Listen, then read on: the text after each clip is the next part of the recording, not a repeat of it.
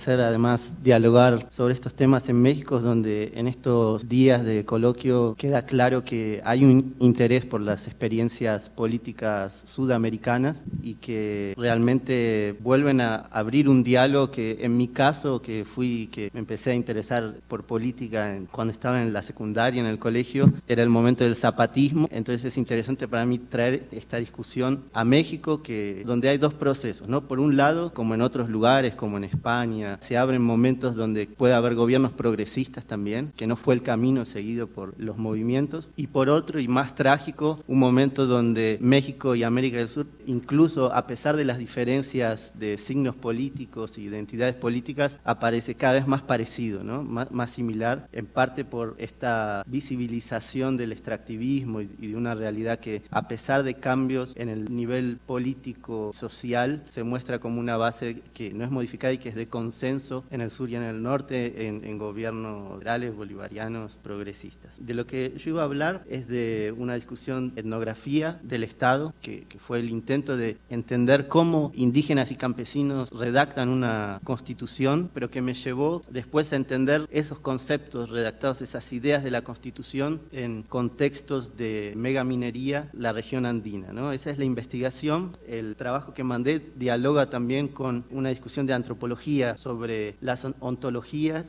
Me parece interesante conectar con lo que está pasando en la política sudamericana, en la medida en que permite salir de una idea de diferencias entendidas como culturas y abre una discusión sobre qué entendemos por cultura y qué entendemos por mundo. O sea, cuál es el mundo donde hay culturas y donde hay naturaleza. Lo que voy a intentar hacer es hablar de esa investigación que empezó intentando ver conceptos en el proceso constituyente boliviano y que hoy es una investigación que busca un pensamiento indígena de la comunidad, un pensamiento que no es el pensamiento de los hombres del Estado, hoy fuera del Estado, ¿no? En estos contextos extractivistas o de ideas post-extractivistas. En la etnografía del proceso constituyente había un interés por definir significantes, por construir conceptos, ¿no? Que entraron tanto en Bolivia como en Ecuador, como autonomía indígena, lo plurinacional, el buen vivir. Había un trabajo sobre conceptos y mi percepción es que cuando los conceptos más se cerraban, cuando en las discusiones de artículos y de cómo constitucionalizar esos conceptos más avanzaba, más se definía, más perdían las organizaciones sociales, los pueblos indígenas, las posiciones. Entonces, de constitucionalización de esos conceptos, necesitó toda una inteligencia constitucionalizar silencios, dejar espacios abiertos, elementos contradictorios que podrían dar un lugar para que decisiones que en el momento de la Asamblea Constituyente no eran posibles, dejasen lugar para que la comunidad, digamos, no sea definida en términos escritos contra la comunidad, ¿no? Entonces, en discusiones como la representación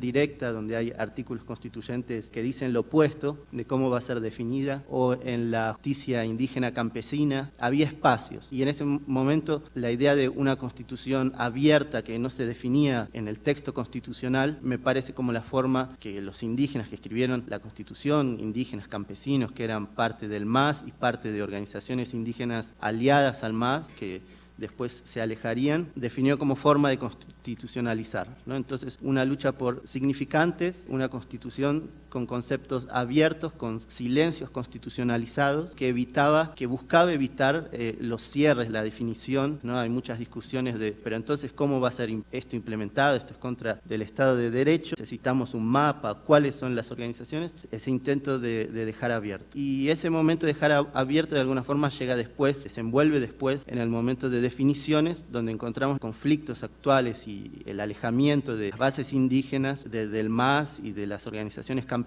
en un nuevo momento que empieza en 2009, después de la aprobación de la Constitución, y donde yo diría que, más que por una lucha de significantes, se abre otro escenario, que no es el de buscar hegemonía y grandes conceptos, sino el de resolver problemas puntuales también, ¿no? A partir de un pensamiento indígena, pero que incluye otras cosas, incluye los mundos, las formas de entender el mundo que quedaron afuera y que en una disputa de significantes de alguna forma era necesario volver a introducir en la política, de afectos, de formas de vida amenazadas y de otros mundos, ¿no? Desde 2009, de hecho, hay una discusión por qué es el buen vivir, qué es lo plurinacional, qué es la autonomía, y aparece una versión fuerte que define esos conceptos como formas estatales atribuidas desde el Estado, una idea de lo plurinacional no como diferencia o como otras civilizaciones o como un encuentro de diferentes, sino como una nueva categoría genérica estatal de administración del Estado existente, ¿no? O sea, no tanto descolonizar, cambiar las instituciones, sino también usando el significante de descolonizar, pero entendido como ocupar las instituciones y las formas incluso de gobierno, las formas de riqueza anteriormente existentes, ¿no? Entonces hay un problema donde lo indígena continúan procesos de homogenización estatal, de fragmentación de la comunidad, ya no desde una idea de nación mestiza, sino de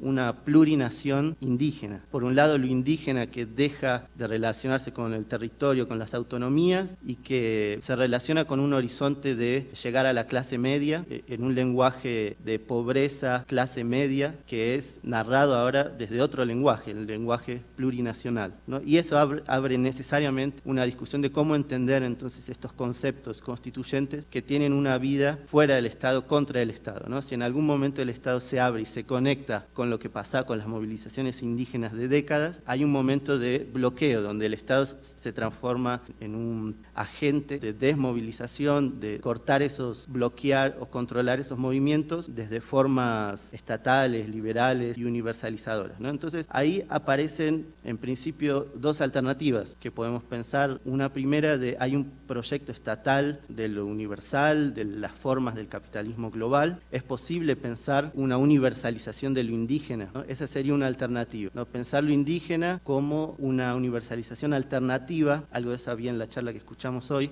como una nación diferente. Y yo creo que lo que aparecía tanto en estas disputas en la redacción de una constitución como en el momento actual de reencontrar formas de movilización política y de resistencia al extractivismo, no es la de construir un nuevo universal, ¿no? Sino de un pensamiento mucho más de los márgenes, de las diferencias contra los universales, y que tiene que ver también contra los grandes significantes, tiene que ver con la vida, con los afectos, con la sensibilidad y con esos que tiene sin duda que ver con esos mundos diferentes que son incluso difíciles de entender, que crean toda una situación de confusiones si lo pensamos desde un pensamiento de los hombres del Estado, ¿no? Que tiene que ver con combinar trabajo manual con intelectual, que tiene que ver con resolver problemas, un pensamiento y conceptos que surgen intentando resolver situaciones que en la Constitución, por ejemplo, aparecían en una definición original de pueblo boliviano, ¿no? Concepto que naturalmente se piensa en relación a una nación y a un Estado, de una forma de resolver problemas concretos de la redacción, se transforma en una definición bastante original donde junta sujetos colectivos e individuales, es la definición como pueblos y naciones indígenas, originarios, campesinos, sin comas, ¿no? Pensando que no se trataba de separar lo campesino, lo indígena, sino de entender ese momento constituyente como de encuentro, ¿no? Y creo que eso tiene que ver también con ese pensamiento salvaje, de salir de los conceptos, de pensar a partir de encuentros, ¿no? No de grupos predeterminados, de organizaciones que hacen pactos, sino de encuentros, conexiones productivas, ¿no? Que son las que están en algún momento en estas discusiones constituyentes, dan lugar a pensar más allá del Estado, en el Estado, pensar en una constitución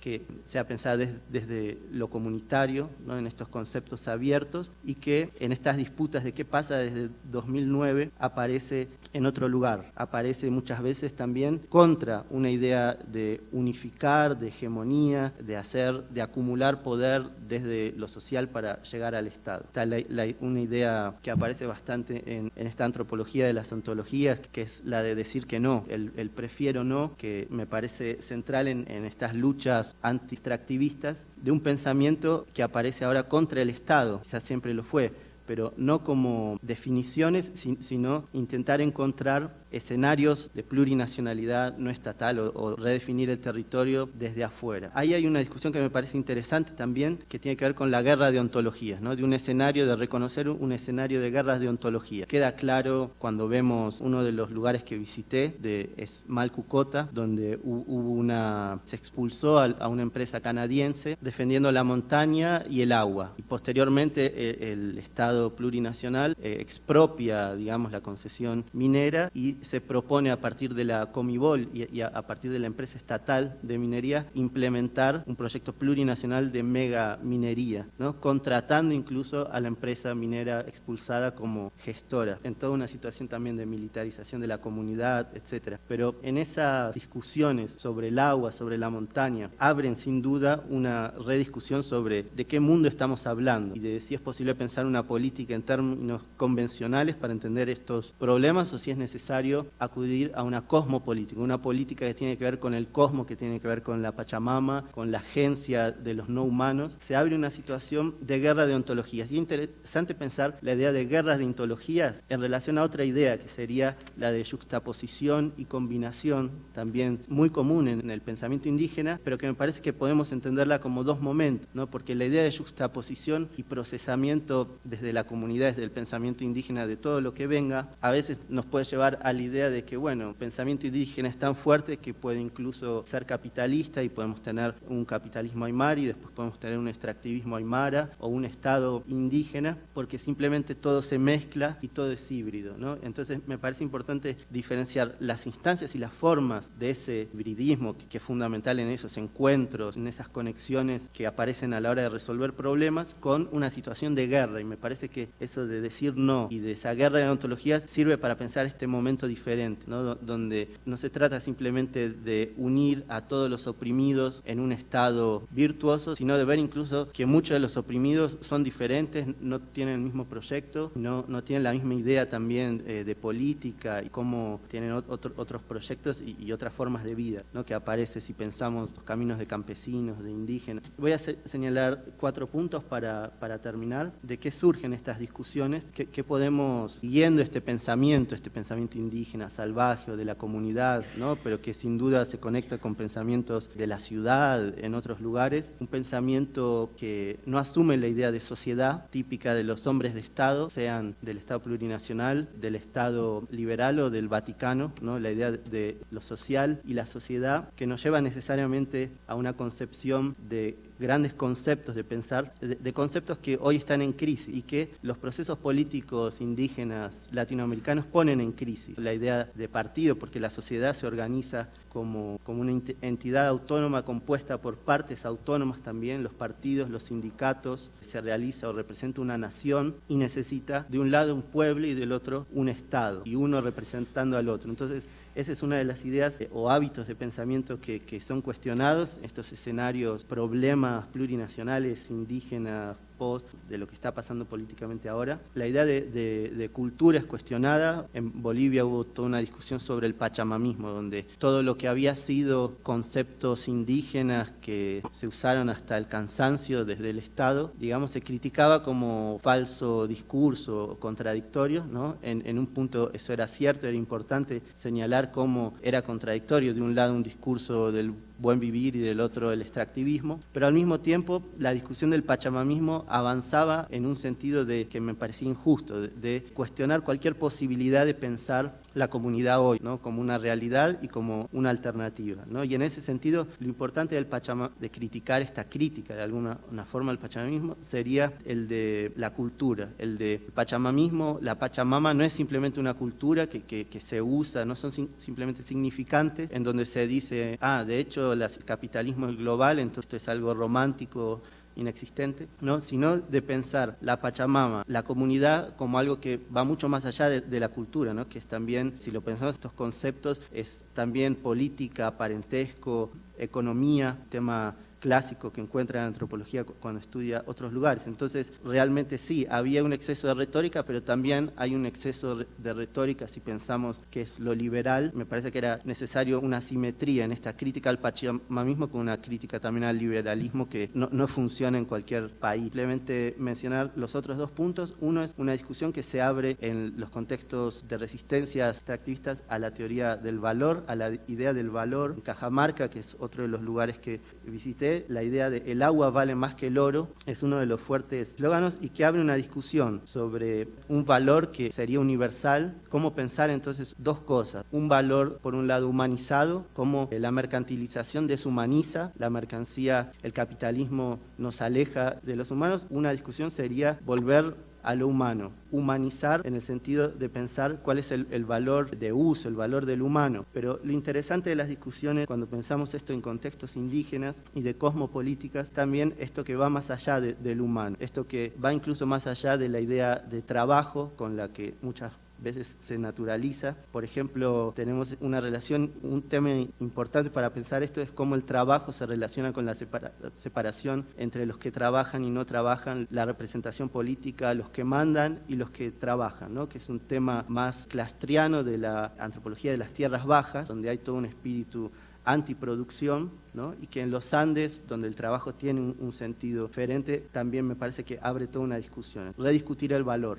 El agua que vale más del oro, como pensar el valor como definido localmente, no en términos universales. Y el último punto era el de la comunidad. Si no tenemos sociedad, ¿cómo pensar la comunidad como un espacio para pensar que puede ser una comunidad relacionada con el Estado o entendida como Estado y una comunidad entendida como mercado? Pero la posibilidad, a partir de este pensamiento salvaje, de los márgenes, de las diferencias, como un tercer lugar, ni Estado ni mercado. No como sociedad, sino de una comunidad que, digamos, es contra el Estado, en este sentido de ser contra las definiciones, como veíamos en la Constituyente, contra el valor, ¿no? Una teoría del valor del capitalismo o definido universalmente, incluso más allá del capitalismo. Una comunidad contra la representación, que es el punto donde quizás tanto la sociedad, la idea de sociedad y del Estado, como la de liberalismo y mercado coinciden. La idea de individuo, que estas luchas de comunidad están mostrando cómo es necesario superar, más allá de la representación, más allá de lo humano y pensando lo colectivo de la comunidad, que es lo que siempre las luchas indígenas y ahora otras urbanas también, me parece que marcan como horizonte y problemas para pensar. Gracias.